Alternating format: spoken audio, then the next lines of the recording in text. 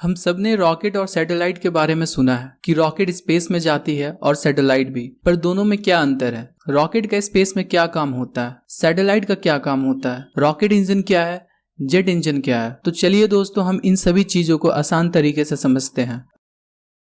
अगर आपको एक जगह से दूसरी जगह जाना हो तो आपके पास 3-4 ऑप्शंस होते हैं। अगर आपको वाया रोड जाना हो तो आप अपने कार से जाओगे या फिर बस से। आप ट्रेन से भी जा सकते हो, या तो प्लेन से या फिर क्रूज शिप से। वैसे ही अगर आपको कोई चीज कहीं भेजनी हो तो आप इन सभी ऑप्शंस का इस्तेमाल करोगे। पर स्पेस में कैसे हम सैटेलाइट या एस्ट्रोनॉट्स को भेजते हैं? दोस्तों, जैसे हम चीजों को बस, ट्रेन, प्लेन या क्रूज की मदद से एक जगह से दूसरी जगह ले जाते हैं, वैसे ही सैटेलाइट को हम स्पेस में रॉकेट की मदद से ले जाते हैं। और अगर हमें किसी एस्ट्रोनॉट को भी स्पेस में भेजना हो तो भी रॉकेट की मदद लेते हैं। चलिए पहले हम रॉकेट और सैटेलाइट को समझते हैं। रॉकेट का नाम सुनते ही कई लोगों को ये लगता होगा कि ये एक ऊंची, पतली और गोल कोई व्हीकल है जो कि स्पेस में लॉन्च होती है। पर रॉकेट कुछ अलग होता है। रॉकेट एक इंजन का नाम है जिसे हम रॉकेट इंजन कहते हैं। कोई भी व्हीकल जो रॉकेट इंजन को यूज करती है उसे हम रॉकेट कह सकते हैं। हर इंजन की तरह रॉकेट भी फ्यूल को बर्न करती है। रॉकेट इंजन फ्यूल को हॉट गैस में कन्वर्ट करती है और फिर इंजन गैस को बाहर की तरफ फेंकती है, जिसकी वजह से रॉकेट ऊपर की तरफ बढ़ती है। एक रॉकेट इंजन जेट इंजन जो कि कॉमर्शियल प्लेन में होती है उससे कम्प्लीटली डिफरेंट होती है। दोस्तों, रॉकेट इंजन न्यूटन के थर्ड लॉ पे बेस्ड है, that is every action has equal and opposite reaction. जैसा कि हम सब जानते हैं, किसी भी चीज को जलने के लिए ऑक्सीजन का होना बहुत जरूरी होता है, जिसे हम कंब्यूशन कहते हैं।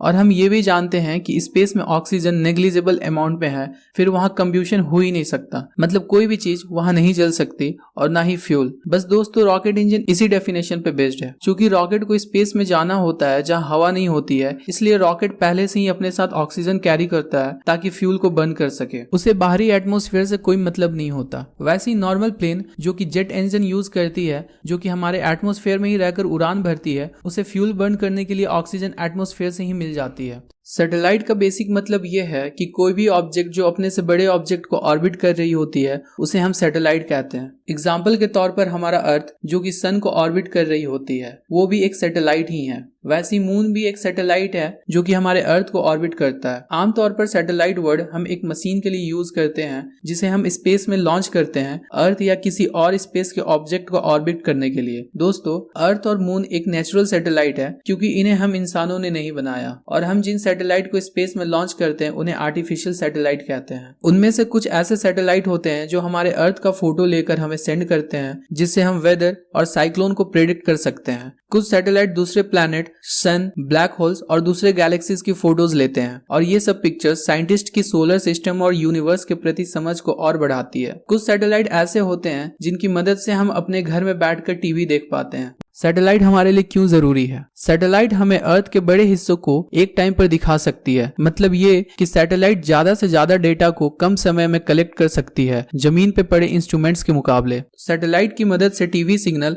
और फोन कॉल्स को ऊपर सैटेलाइट में भेजा जाता है, और बिना समय लगाए सैटेलाइट उन सिग्नल को अर्थ के डिफरेंट लोकेशन पे सेंड कर देती है। सैटेलाइट और एस्ट्रोनॉट्स को कैसे स्पेस में लॉन्च किया जाता है? रॉकेट बेसिकली 2 तरह के होते हैं, एक जिसमें हम सैटेलाइट को लॉन्च करते हैं और दूसरा जिसमें हम एस्ट्रोनॉट्स को। दोस्तों, सैटेलाइट हमारे साइज के कंपैरिजन में बहुत बड़ी होती है। सैटेलाइट को फोल्ड करके पेलोड सेक्शन में रखा जाता है। कभी कभी 2 या 4 सॉलिड बूस्टर भी रॉकेट में अटैच किए जाते हैं ताकि रॉकेट को ज्यादा थ्रस्ट मिले। फिर रॉकेट को इग्नाइट किया जाता है और फिर रॉकेट लॉन्च हो जाती है। दोस्तों, रॉकेट जब सैटेलाइट को स्पेस में लेकर जा रही होती है तब उसके बेसिकली 2 स्टेज सेपरेशन या उससे ज्यादा होते हैं। रॉकेट के लॉन्च होने के 2 मिनट बाद बूस्टर मेन रॉकेट से डिटैच होकर धरती पे वापस गिर जाती है। इस स्टेज को हम इंसान धरती पे रहकर भी देख सकते हैं। फर्स्ट स्टेज सेपरेशन लॉन्च के 8 मिनट बाद होती है। सेकंड स्टेज सेपरेशन स्पेस में होती है। उसके बाद पेलोड कवर रिमूव हो जाती है। फिर सैटेलाइट को उसके ऑर्बिट में प्लेस कर दिया जाता है।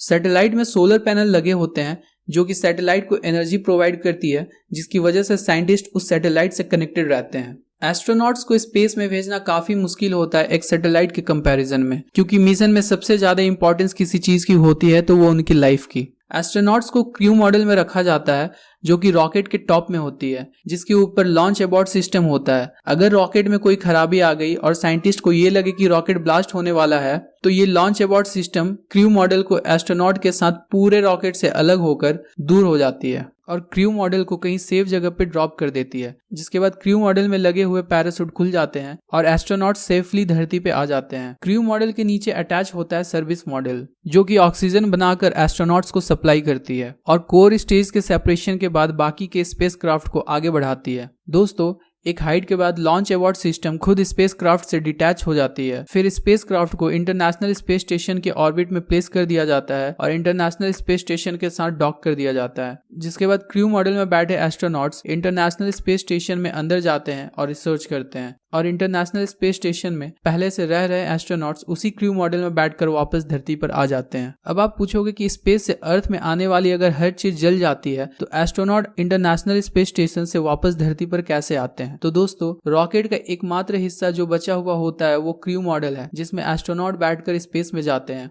और उसी क्रू मॉडल में बैठकर एस्ट्रोनॉट्स वापस आते हैं। क्रू मॉडल के बेस में हीट शील्ड होता है, जो कि सिलिकॉन मटेरियल से बना होता है। सिलिकॉन एक्सट्रीमली हीट रेसिस्टेंट होता है, 1400 डिग्री सेल्सियस तक की हीट को टॉलरेट कर सकता है। तो दोस्तों, इस वीडियो में हमने जाना कि रॉकेट एक ट्रांसपोर्टेशन सिस्टम है, जो सैटेलाइट, जो कि एक मशीन होती है, या एस्ट्रोनॉट को स्पेस तक ले जाती है और उसके सारे बॉडी कंपोनेंट्स धीरे धीरे अलग होकर जल जाता है।